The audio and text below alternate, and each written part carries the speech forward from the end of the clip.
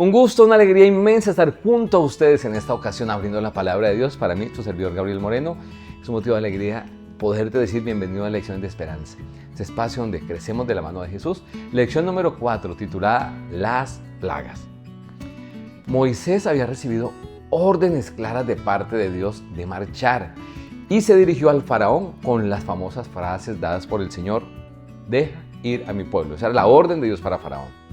Pero la Biblia nos muestra que el faraón no se mostraba como muy de acuerdo, estaba muy rebelde y obstinado en no dejar marchar al pueblo de Dios. El libro de Éxodo no nos da los detalles como específicos de las razones por las cuales el gobernante egipcio se mostraba tan reacio a la orden de Dios. Dos probables razones pueden ser: una de estas, una amenaza militar que los egipcios de pronto percibían que podían llegarse a dar de parte de los hebreos, en caso de una guerra, que de pronto los hebreos se unieran con sus enemigos y los atacaran. Y la otra razón puede ser que, como suele ocurrir en la esclavitud, pues la negativa del faraón era perder los beneficios económicos que traía para él el trabajo de los hebreos y esa mano de obra tan económica o tan barata, por lo que él no quería perder las ventajas financieras que estos esclavos le proporcionaban a él y a su nación. Faraón quiere demostrar que es un dios. Esto a razón de que esa era la creencia de la tradición egipcia de ese momento, y por eso trata de mostrarse como un rey soberano que tiene el control absoluto. Dios no estaba en contra de los egipcios, de hecho los amaba como a todos sus hijos y buscaba la forma de atraerlos a él.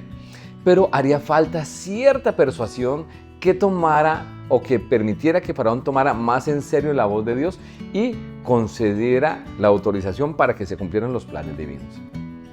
Uno de los temas interesantes de esta semana era Dios versus los dioses de los egipcios. Los enfrentamientos que vendrían de ahora en adelante en la labor de Moisés serían entre el Dios eterno, el Dios verdadero, y esas falsas deidades que tenían los egipcios. Tengamos en cuenta que el faraón, él mismo se consideraba y el pueblo lo consideraba como un dios. También hay que tener presente que la lucha de Dios no era directamente contra los egipcios, sino contra Satanás y el sistema de aproximadamente 1500 dioses falsos que había logrado establecer en ese pueblo. Éxodo 12:12 nos dice: ejecutaré mis juicios en todos los dioses de Egipto, yo Jehová. Ahí vemos con claridad como ese texto nos habla de la lucha entre Dios y Satanás y ese sistema de engaño que había llevado para el pueblo egipcio. Un ejemplo de esa sentencia contra esos dioses falsos fue el milagro de la vara convertida en serpiente que describe Éxodo capítulo 7, versículos 9 al 12. En Egipto, una diosa, Udayet, era personificada como una cobra y representaba el poder soberano sobre el Bajo Egipto.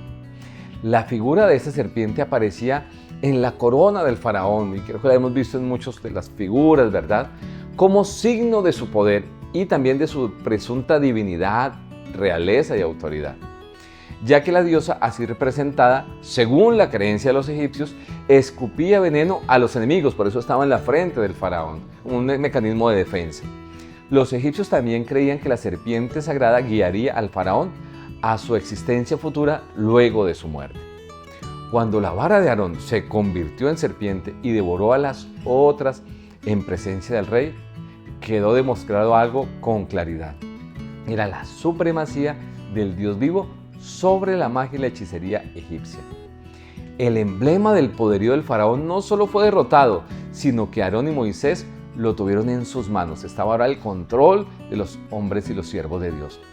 La confrontación inicial demostró el poder y el señorío de Dios sobre Egipto.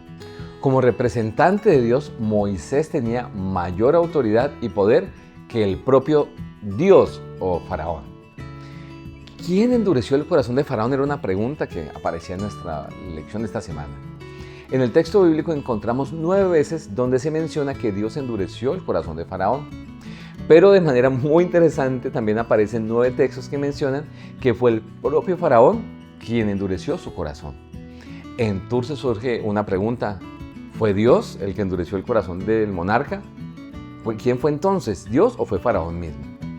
La historia de las 10 plagas del Éxodo demuestra que el Faraón fue el único responsable del endurecimiento de su corazón en cada una de las primeras 5 plagas. Por lo tanto, el inicio y el endurecimiento de su corazón se dio a razón propia de él. En otras palabras, Dios envió plagas para ayudar al faraón a arrepentirse y liberarlo de su confusión mental y de sus errores. Cada plaga buscaba demostrar que los dioses y seguridades egipcias eran insignificantes ante el poder y el amor que Dios tenía para los egipcios también. Y con esto buscaba no solamente que reconocieran el poder de Dios, sino que lo aceptaran ahora como su Dios y como su Señor. El Señor no aumentó la maldad en el corazón del faraón, sino que simplemente lo dejó en libertad para que él se diera o diera como rienda suelta a sus propios impulsos que tristemente fueron guiados por la maldad. Debido a su obstinación, el gobernante egipcio quedó a merced de su propia maldad. El faraón tenía libertad de elección. Podía aceptar a Dios o rechazarlo, y lastimosamente lo que muestra la historia es que decidió rechazarlo. Una gran lección para nosotros aquí. Así las cosas, no fue Dios quien endureció el corazón de Faraón, sino fue él mismo quien lo cerró y se endureció. Atención para nosotros. Dios hace muchas cosas, ojalá con cada cosa nuestro corazón se vuelva más sensible a Él y no se endurezca. Se nos ha dado la capacidad a todos nosotros de elegir entre lo correcto y lo incorrecto, lo bueno y lo malo, entre la obediencia y la desobediencia. Desde Lucifer en el cielo y hasta nosotros hoy, pasando por Adán, por Eva en el Edén, el faraón de Egipto, solo hay dos elecciones posibles, la vida o la muerte, y esperamos que Dios nos ayude a tomar las mejores decisiones y que todas estas sean para vida eterna, ¿verdad? Hablando de las tres primeras plagas, cada una de las plagas destruía a uno de los falsos dioses egipcios. Dios le dijo a Moisés que el proceso con el faraón sería muy difícil y casi imposible. Sin embargo, el Señor quería revelarse a Faraón y a los egipcios, por lo que en su sabiduría divina decidió comunicarse con ellos de una manera que para ellos fuera muy fácil de entender. Adicional a esto, los hebreos se beneficiarían de esta confrontación, ya que ellos también aprenderían mucho más acerca del amor y el poder de Dios. La primera plaga iba dirigida hacia Hapi, el dios del río Nilo. La vida de Egipto dependía totalmente del agua de ese río. Donde había agua, había vida. El agua era la fuente de la vida, así que inventaron un dios llamado Hapi y lo adoraron como proveedor de la vida. Por supuesto, solo el Dios vivo es fuente de vida y creador de todas las cosas, incluidos el agua y los alimentos. Transformar el agua en sangre simboliza transformar la vida en muerte. Ese rey falso Hapi no era capaz de proporcionar y de proteger la vida. Esto solamente es posible mediante el poder único y absoluto de Dios nuestro Señor. Dios ahora luego le da otra oportunidad a Faraón. El Señor se enfrentó esta vez directamente con Eket, la diosa de las ranas. En lugar de vida, el río Nilo produjo ranas que los egipcios temían y detestaban. Ellos quisieron deshacerse de ellas. El momento preciso en que esta plaga fue eliminada demostró que Dios era más poderoso que esa diosa, ya que se demostró que no tenían ningún control sobre las ranas y solamente cuando Dios hablaba era que sucedían las cosas. La tercera plaga es la más breve descrita en la Biblia. No es posible saber con certeza qué tipo de insectos eran. Algunos dicen que pueden ser mosquitos o garrapatas o piojos. La plaga estaba dirigida contra Geb, el dios egipcio de la tierra. Del polvo de ella, como se hizo en el Edén de la creación, Dios hizo salir los insectos que se extendieron por todo lugar en tierra de Egipto. Ahora, incapaces de duplicar ese milagro, los magos egipcios hicieron algo y declararon públicamente: dedo de Dios es este. Eso está en Éxodo capítulo 8. Sin embargo, con todo esto, el faraón todavía seguía negándose a ceder a los planes de Dios. Es muy valioso tener presente que las tres primeras plagas afectaron a los egipcios y a los hebreos, pero las demás plagas solamente cayeron sobre los egipcios. Luego venía la plaga de las moscas, el ganado y las úlceras. Wakhet era el dios egipcio de las moscas y de los pantanos. El dios Jepri era la deidad del sol naciente, la creación, y era representado con la cabeza de una mosca. Estos dioses fueron derrotados por el Señor. Mientras los egipcios sufrían, los hebreos estaban protegidos. Como hemos dicho, ninguna otra plaga los afectó a ellos. Todo era una forma en la que Dios quería mostrarse y demostrar a Faraón y decirle: yo soy el Señor en medio de la tierra. La situación para Egipto era cada vez más difícil, así que el faraón empezó a negociar o a tratar de negociar con Dios a través de Moisés. Él estaba dispuesto a que Israel adorara a su Dios y le ofreciera sacrificios, pero solo en la tierra de Egipto, no donde Dios dijera, sino donde él consideraba. Sus condiciones no podían ser cumplidas ya que ciertos animales eran considerados sagrados en Egipto y llegar a sacrificarlos hubiera provocado una violencia de los egipcios contra los hebreos. Además, algo muy puntual era que Faraón buscaba hacer algo que no era el plan de Dios. Mientras tanto, la siguiente plaga, que se describe en Éxodo 9, del 1 al 7, cae sobre el ganado. Hathor, la diosa egipcia del amor y la protección, era representada con la cabeza de una vaca. Y el dios toro o Apis también era muy popular y apreciado en el antiguo Egipto. Por lo tanto, esas otras deidades principales fueron derrotadas al morir el ganado de los egipcios durante la quinta plaga. En la sexta plaga se pone de manifiesto la derrota total de Isis, la diosa de la medicina, la magia y la sabiduría egipcia. También vemos la derrota de las deidades como Sekhmet, diosa de la guerra y de las epidemias. Asimismo, Imhotep, dios de la medicina y la curación. Incapaces todos ellos de proteger a los adoradores. Ahora llegó el momento en que los magos y los hechiceros estaban tan afligidos que no pueden comparecer ante el tribunal debido a que estaban enfermos, lo que demuestra que están totalmente indefensos ante el Creador del cielo y de la tierra. ¡Qué tremenda señal recibieron todos con esto! Luego se nos hablaba de granizo, langostas y oscuridad. Así que estas siguientes tres plagas. Nut era la diosa egipcia del cielo y se le atribuía el control de lo que ocurría bajo el cielo y en la tierra. Osiris era la diosa de las cosechas y de la fertilidad. En la Biblia el granizo se asocia a menudo con el juicio de Dios. Durante esta plaga, quienes resguardaron sus bienes en un lugar seguro estarían protegidos. Pero ¿con esto creerían a Dios? Dios anuncia que su propósito al dejar vivir al faraón es que toda la tierra conozca quién es el verdadero Dios. El rey de Egipto confiesa ahora que ha pecado, pero más tarde cambia de opinión. El dios egipcio de la tormenta, la guerra y el desorden se llama Set. Tanto como Isis eran ambos considerados deidades de la agricultura. Shu era el dios de la atmósfera.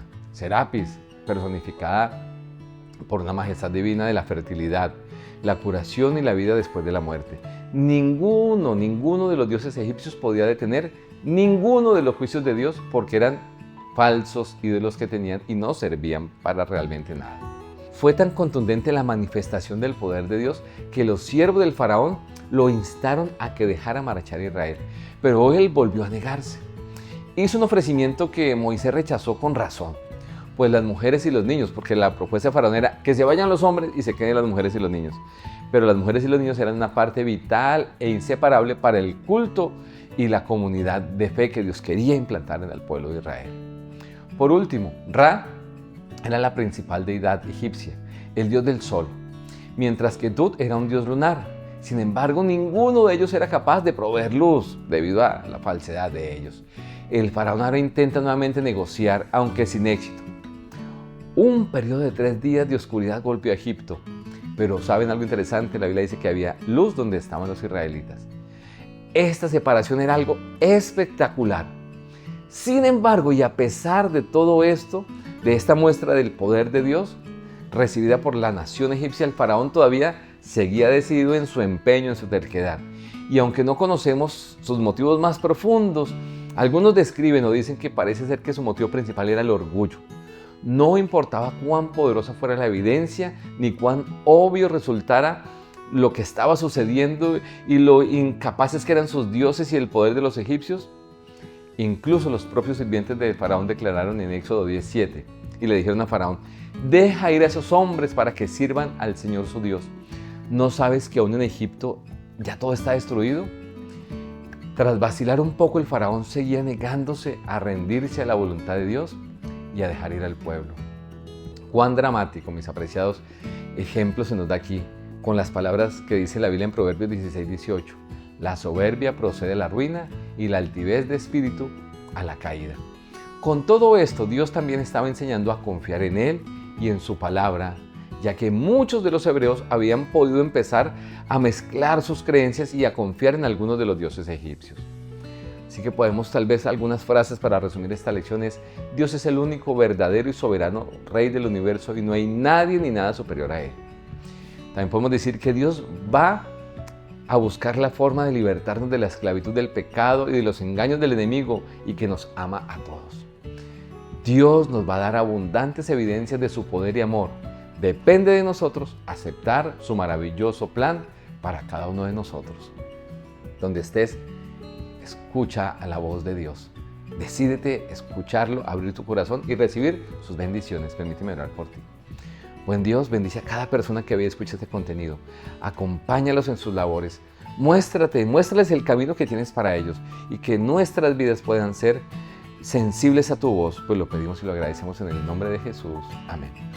Dios te bendiga muchísimo. Recuerda que solo en Dios está nuestra esperanza. No olvides compartir este contenido con familiares y amigos. Y nos vemos en el próximo capítulo de Lecciones de Esperanza.